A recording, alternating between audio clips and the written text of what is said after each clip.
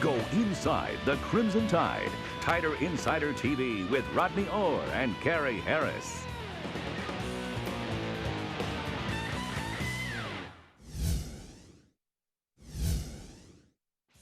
By Bama, and Alabama has done exactly that. Another Super Bowl champion in linebacker Dante Hightower with the Patriots win on Sunday night over the Seahawks. Alabama has an 8th consecutive Super Bowl champion, and it was a West Alabama player. How about that? Malcolm Butler, who made the biggest play of the game, the goal line interception to preserve it for the Pats. Good evening, everybody, and welcome in to Tider Insider TV, presented each and every week by Buffalo Rock, alongside Rodney Orr from TiderInsider.com. Remember, for all your signing day eve recruiting nuggets, TiderInsider.com is up to date and up to speed. But Buffalo Rock, as I said, is our sponsor, and we're proud that they're with us as always.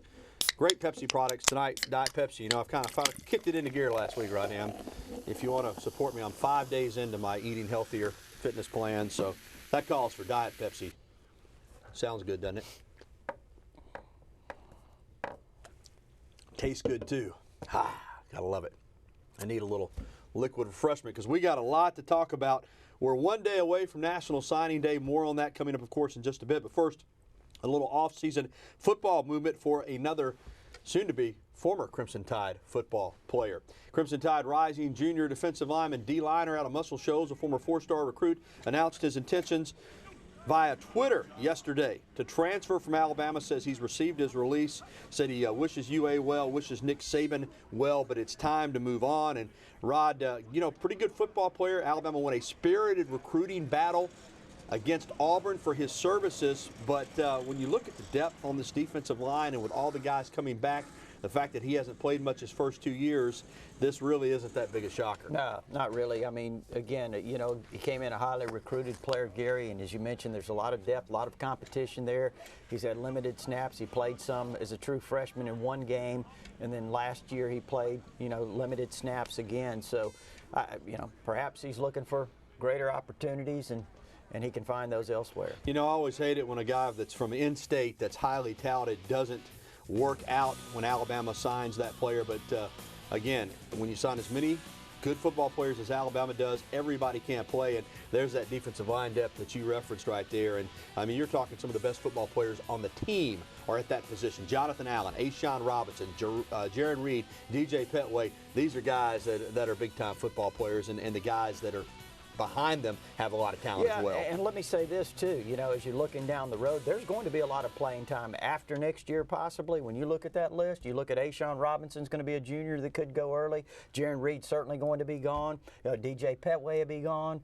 Jonathan Allen's got the potential to possibly go early. So next year, recruiting certainly going to be a focus on the defensive line. Yeah, and a lot of young guys like Deshaun Hand looking to step it up this season as well. Another piece of news which we mentioned last week, now official, former Chicago Bears defensive coordinator Mel Tucker has been announced as Alabama's new defensive backs coach and also assistant head coach. Tucker had previously worked with Nick Saban at LSU and Michigan State, and Saban's been a mentor to him, and this is a guy that is a really good football coach. Another member of Alabama staff appears to be on the move. Director of Football Operations Joe Panunzio has accepted a job with the Philadelphia Eagles. That's according to the Tuscaloosa News and Tide Sports. No surprise there in the sense that a lot of connections between Alabama and the Philadelphia Eagles. Stoutland and, of course, the new GM there had been on the Alabama staff for a few years as well. And a former Crimson Tide star was back in Alabama over the weekend giving back to the community. Blake Sims held a youth camp in Pell City. The former Crimson Tide quarterback will be heading to the NFL Combine coming up in a couple of weeks. He says he's looking forward to showing the scouts and NFL coaches that he is a quarterback at the next level. But if that doesn't work out, he does have a plan. First, playing, being a starting quarterback. If I'm not a starting quarterback, hopefully I can just play like Randall Cobb from the Packers, play in the backfield, play in the slot, just something, just whatever I got to really do just to help my team. I can play in any offense. I think I have proven that. In high school I played in the spread, and in college I played in the pro style.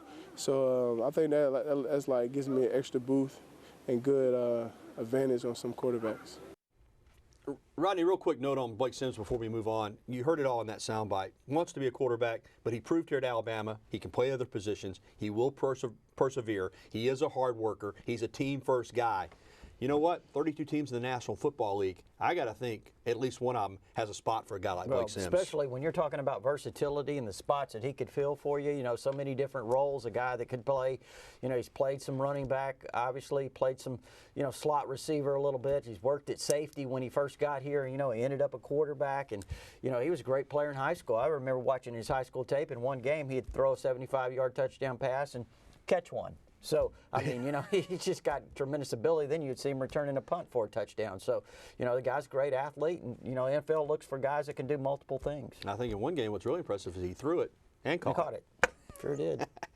All right, let's move on. Alabama's men's basketball team, a tough time of it the last couple of weeks. They fell on the road to top-ranked Kentucky on Saturday night, and will be back home tomorrow night at Coleman Coliseum against Missouri. Now, while it's certainly no surprise that Alabama lost at Kentucky, everybody does, it's been a frustrating couple of weeks overall for Anthony Grant's team. Missouri, though, comes in as one of the worst teams in the conference, and Coach Grant is hoping that Alabama can get the ship righted against the Tigers. When I look at them, they're very aggressive defensively. They're going to mix up their defense between man and zone. They've got a variety of guys that shoot the ball really well from the three. Some big physical guys inside that can score the ball and rebound the ball. So the challenge is, again, we've got to be able to defend and rebound the ball at a high level. Here's what's coming up for the Tide after the Tigers. It's more Tigers in the SEC. It seems like you face the Tigers just about every week, doesn't it, Rod? There's a lot of them. LSU, Auburn, Missouri. Trips to LSU on Saturday, and then back on the road in Starkville a week from tonight. Critical stretch for Alabama. 10 games left in the SEC. Still a lot of time to make up ground to get into the NCAA tournament, but you cannot afford any more bad home losses like they had last week against the Florida Gators. We've got more to come on Tider Insider TV, including a 5-star prospect that may be showing his hand a little early. We'll show you the picture that made the rounds on the internet, plus an in-depth preview of signing day. Rodney Orr will have that. Can Alabama land another big fish or two, or do they even have room in the on the stringer for another big fish? We'll break it down for you. All that's coming up. And also, we'll be welcoming your phone calls, emails, and tweets. You see the information on the screen on how you can get in touch with us, so go ahead and make arrangements to be on the program. Tider Insider TV will return right after this.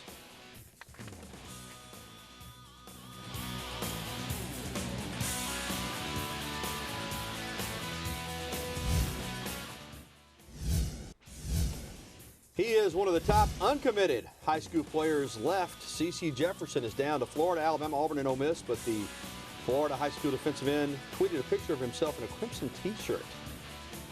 Now, Alabama's thought to have been trailing behind the other schools in his recruitment, but tell you what, Rodney, is that a sign that C.C. Jefferson may be headed to Bama? Well, what do you make of that? I tell you what, I hate to say this, it might be the last time he wears an Alabama shirt.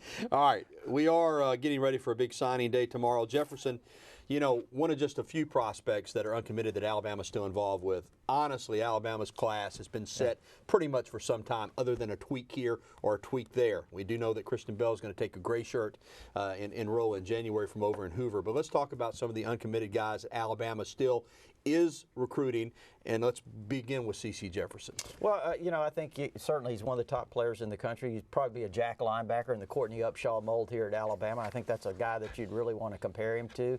Tremendous player. You saw him there, number 7. Does a lot of things just like Courtney Upshaw used to do here. And Gary, he's 35 minutes from the Florida campus. Okay. I know Auburn made a strong push on him. Ole Miss has made him a priority for quite a while. They thought they had him locked up. Last night it seemed to be kind of going in Florida's direction. Alabama's been right there, right at number 2 or 3, for the last several weeks. But I just think when all's said and done, Gary, he's going to end up a Gator. That's just me. What about K.J. Hill, the wide receiver out of Arkansas? Well, I think K.J. originally wanted to come to Alabama. He committed to Arkansas. He's from there in Arkansas, North Little Rock, and there you see him. He took a visit to Ohio State. They really made a strong move on him, Gary, and I really can't say which direction he's going to go. I know he's got his mind made up. It would not surprise me either way, Ohio State or Alabama. And Isaiah Prince, the offensive tackle for Maryland, once committed to Alabama, has that ship kind of sailed? He's done. He'll end up at either Maryland or Ohio State. Anybody else that I didn't mention that Alabama's still having some contact with? Well, I think when you look at possibly Lawrence Cager, the wide receiver from Maryland, is still probably a guy that Alabama's, had some communication with. Dalen Charlotte. Now he's expected to commit Dalen to Bama. Charlotte, the wide receiver from Patterson, Louisiana, is a guy that's not on Alabama's commit list anymore. He originally committed to Alabama at Junior Day last year and backed off that commitment. Again, a lot of pressure from LSU. He's going to announce his decision tomorrow morning at 8:30, and he's expected to sign with Alabama. All right, let's talk about, as I said, this class for the most part has been put together for a while. Let's talk about some of the guys that are committed, that maybe have been committed for a long time, that Alabama fans should be excited about. Yeah, Blake Barnett, there you see him right there. He's a top-notch quarterback, and Gary, when you start a recruiting class and you have needs and you need a quarterback, that's the kind of guy you want to get there. You see Bo Scarborough, certainly a guy that did sign last year, didn't make it academically. And, this year he's going to be a freshman. Deron Payne out of Shades Valley, top interior defensive lineman, certainly one of the top interior defensive linemen in the country. We'll talk much more about this tomorrow on our Tighter Insider Sunny Day special, and I know you don't rank classes, and I'm glad you don't as we look at some other top commitments. But just looking at a need standpoint, and again, I know Alabama has recruited well for a number of years now, so there's a lot of talent on the team, but great recruiting classes fill needs. How do you feel about this class in terms of where Alabama needed some help? Are they getting Well, it? I think so. When you look at it, first of all, we look at the wide receivers. You're losing Amari Cooper and a couple of other guys, Christian Jones and DeAndre White, but you got Calvin Ridley committed, who's one of the top receivers, maybe the #1 receiver in the country. You're probably going to get Dalen Charlotte. We talked about that. So, I look at the offensive line. They've certainly filled some needs there. I think the one area they really maybe wanted to get somebody is get them a good developmental left tackle, guy that in a couple of years maybe when Cam Robinson's done that could fill in at that spot. That may be the one spot offensively and a big physical, strong blocking tight end. Those may be the two areas that they missed out on. On the defensive side, Gary, I think they did really well. I think they did extremely well in the secondary. All right, let's take a look at that 5-star commitment graphic again, BJ, if we've got it handy. And one guy that we did not talk about, Mika Fitzpatrick. A lot of thought that he might flip to Florida State, but he has reaffirmed Alabama, Rodney. Yeah, in fact, he signed his letter of intent today, and now it's not valid until tomorrow at 7 a.m. or whatever it is, but he's gone ahead and signed with Alabama. Okay. It's not valid again until tomorrow, and then I know there's been had the ceremony today. Yeah, they did hold the ceremony today, and Gary, there's been a lot of talk about Kendall Sheffield out of Missouri City, Texas. That's in the Houston area, and Texas A&M has made a really strong push on him, and he's an outstanding cornerback, 5-star as they say, and but I think he's going to stick with Alabama. All right, and let's take a look at WVUA's lineup, because there's really only one station that you want to stay tuned to tomorrow. Tomorrow afternoon, as always, live from the Zone, our Tighter Insider Sunny Day special from 3:30 to 4:30. Join Rodney and me, plus Nick Saban press conference. And then B.J. Milliken and Jen Chapman will have our recruiting wrap-up show from here in the studio from 4:30 to 5. Well, they'll break down not just Alabama, but the local signees, look at Auburn. And also tomorrow morning from 9 to 10:30, we've got the RollTide.com Signing Day special, and then we'll replay that again from 2 to 3:30 as well. So when it comes to recruiting, plus our newscast at 5, 6, and 10, we are the station that you want to turn to tomorrow. And I love doing that Signing Day special in the Zone, don't you? It's fantastic. Yeah. I mean, you have all those people there. It's a crowd, and certainly a lot of festive atmosphere. It's going to be a lot of fun. Make sure and join us. All right, don't touch that dial. We've still got plenty to do here on the program, including a lot of momentum for Alabama gymnastics. We'll update you on Coach Duckworth's squad. And next, we'll welcome in your phone calls, emails, and tweets, 205-348-WVUA. That's 348-9882. Email us, TITV@WVUATV.com, or reach out to us on Twitter using the hashtag TighterInsiderTV. We're coming back with more Signing Day Eve. Stay with us.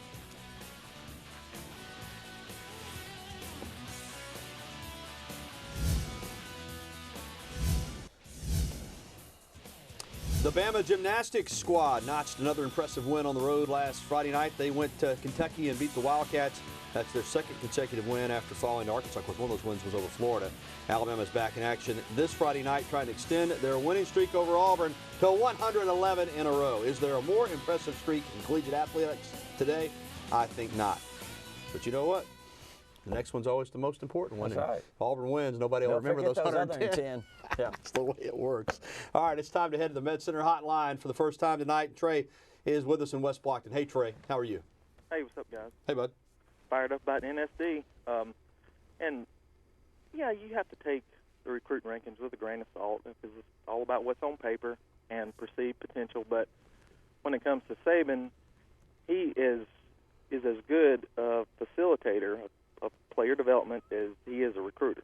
And I don't think that's, that eliminates any mystery as to why, year in, year out, Alabama is at the top of the recruiting rankings, and that mirrors what they do on the field. And, it's like Muschamp at Florida, ton of talent, but, they bombed. So. Yeah, you're right, Trey. Signing them's one thing. You still have to develop them. I've seen other great recruiting classes that never really panned out. But you're right. He makes a great point. Alabama not only does a great job of finding the players, assessing their needs, recruiting them, signing them, but then developing them once they get there, once they get here, which is just as important as Gary, the first part of it. And I think another key is you have to evaluate what type of person you're getting. I think they do an outstanding job of getting kids that are willing to buy in, as Nick Saban says, that have the right kind of attitudes. I mean, because you recruit the wrong kind of kid, and it really doesn't do you any good. All right, let's go to Anniston and talk to Harold. Hey, Harold, what's up, man? Hey guys, y'all basically don't answer the question that I had about recruiting, so I'm gonna ask you another question.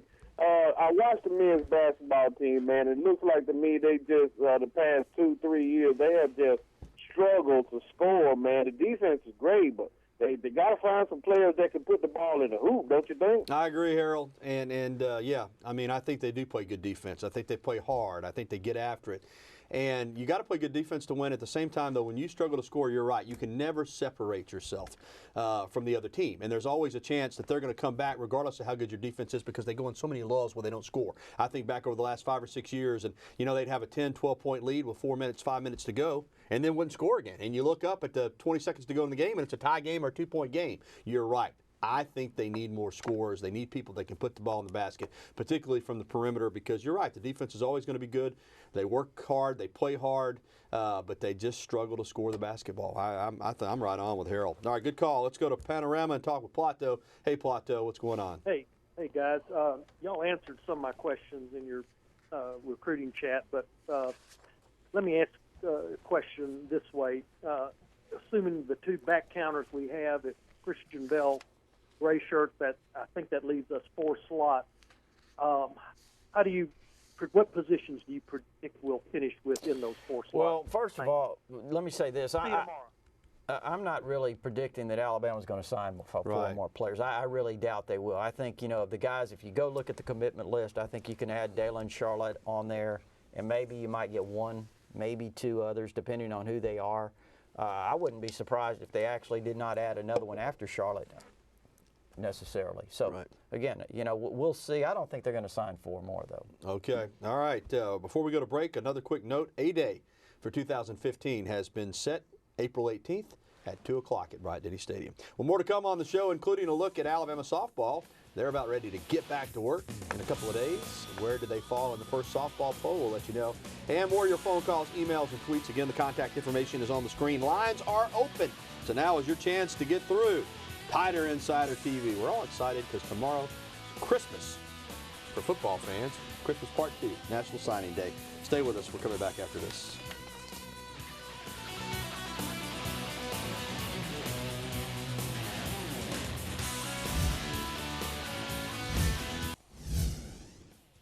The first softball poll for the year is out, and Alabama is ranked 4th in the nation according to ESPN.com. The Florida Gators are the defending champs, and they are number 1. 9 SEC schools appeared in the initial top 25 poll. Alabama opens the year Thursday in Mobile against South Alabama. Then we'll play in a tournament at Gulf Shores over the weekend. Let's head right back to the Med Center hotline and go to Cherokee County over northeast Alabama. Talk to Bruce. Bruce, how are you? Hey, Bruce, you with us? Going once, going twice. All right, Bruce, want to know how many Bama quarterbacks have a Super Bowl ring? The first 3 are really easy. Bart Starr, Joe Namath, and Kenny Stabler. I think Jeff Rutledge might have one, with too. The Redskins. Yeah, so 4. With the Giants. He was with the Giants, too. Yeah, was with them. Yeah, I know he's got at least 1 as a backup quarterback. Have 2. Of course, Starr and Namath were the MVPs of the first 3 Super Bowls. How about that? So pretty good history there for Alabama quarterbacks in the biggest game. All right, let's take a call in Northport with our buddy Jack. Jack, what's going on? Hey, yeah, Rodney. I just wondered if y'all had any update on the status of Trent Richardson, what's going on with him. Yeah, Jack, it's not looking good. The Colts owe him 1 more year on his guaranteed rookie contract, over $3 million. The problem is he got suspended for 2 games, and because of that suspension, There is a violation clause in his contract. I think they are going to try to void that final year and not try to pay him that money. Of course, the Players Union is going to file a grievance if all this comes to pass. But to be quite honest with you right now, his NFL career is up in the air. He has not produced. Now you have the situation with him being suspended, and the Colts looking to try to void his final year. His career carry average of 3-point-something per carry. A lot of guys that you can find the average that, Rodney. So I don't know what's happened at that level for him. I never saw this one coming, but hopefully he can still turn it around. But I'd say it's up in the air right now. Doesn't look good. All right, we are going to take an email before we get to the break. Real quickly, let's get this one up. Wise to make Blake Barnett quarterback this year so we'd have 4 years playing. That's from Harold in Tuscaloosa. Well, he'll have a chance. He'll go through spring practice with the rest of them, Rod. Yeah, a lot of competition. Very difficult for a true freshman coming in, Harold. All right, we shall see. We're wrapping up the show. When we come back, thanks for the phone calls and the emails, and we'll be back with more right after this. Stay with us.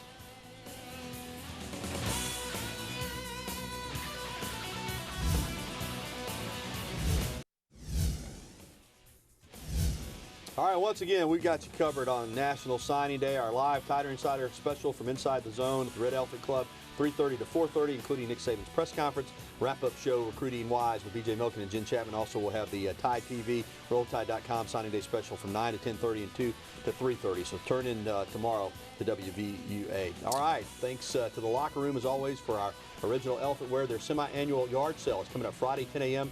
to Saturday, 5 p.m. All sale merchandise 50 to 75% off, including ladies' wear. So check them out on Friday and Saturday, the annual Locker Room Sidewalk Sale. Speaking of recruiting, real quickly on Thursday, Rodney, you're going to have a special event down at Shelton State. Yeah, Thursday evening. If anyone wants to go, call me at 205-246-4539, and I'll set you up. All right, National Signing Day tomorrow. If you missed the show tonight, you can catch the replay tonight at 10:30. Also, WVUATV.com. BJ will have it posted for you. For Rodney Orr, I'm Gary Harris. Thanks for watching, everybody. Good night.